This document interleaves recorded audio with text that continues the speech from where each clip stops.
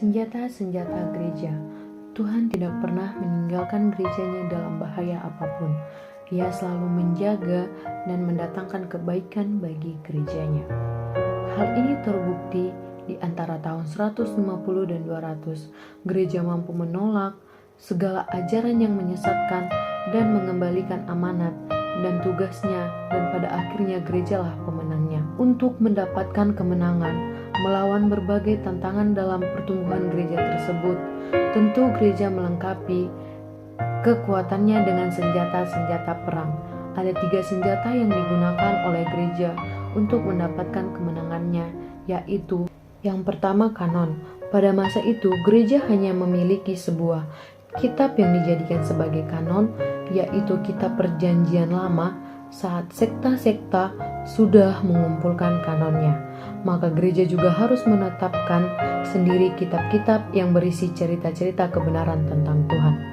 Syarat yang ditetapkan gereja dalam memiliki kitab yaitu hanya boleh ditulis oleh rasul-rasul dan murid-murid yang dianggap sebagai saksi dan pengarang yang ilahim Roh Kudus.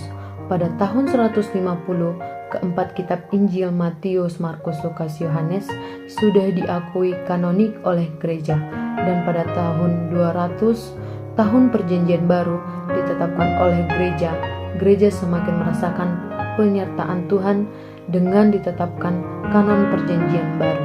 Yang kedua, pengakuan iman.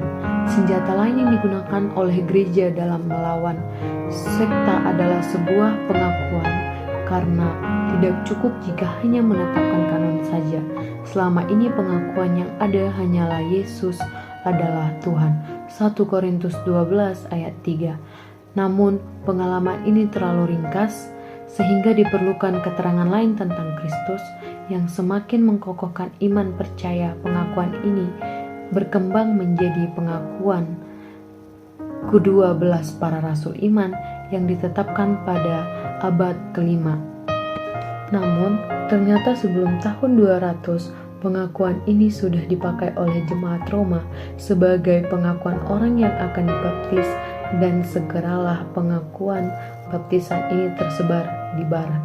Sementara di timur, pengakuan Nisea diikrarkan pada abad ke-4 dan pengalimatan pengakuan iman dipakai. Pengakuan ke-12 para rasul iman sangat berhubungan erat dengan Alkitab sebagai ringkasan dari rasul-rasul sendiri. Oleh sebab itu, timbullah nama pengakuan rasul atau apostolikum, di mana kata pertama dalam pengakuan tersebut berasal dari bahasa lain, credo, yang berarti aku percaya. Yang ketiga, pewarisan jabatan rasuli. Senjata ketiga yang digunakan oleh gereja yaitu pewarisan jabatan rasuli, mengingat ada peran manusia dalam melaksanakan dan mempertahankan kanon, serta pengakuan pemimpin-pemimpin gereja menunjuk seorang uskup untuk memimpin jemaat, karena hanya dialah tentang segala masalah akibat dari khotbah dan pengajaran guru sekta dan nabi palsu. Hal ini menyebabkan munculnya 2 kuasa dalam gereja, yaitu kuasa Kristus di dalam firman-Nya dan kuasa gereja dalam uskupnya. Pada saat reformasi, gereja memilih kuasa firman Tuhan di atas segala kuasa, sedangkan gereja Roma mengajarkan bahwa segala kuasa dan kebenaran diserahkan oleh Kristus kepada Paus semata-mata.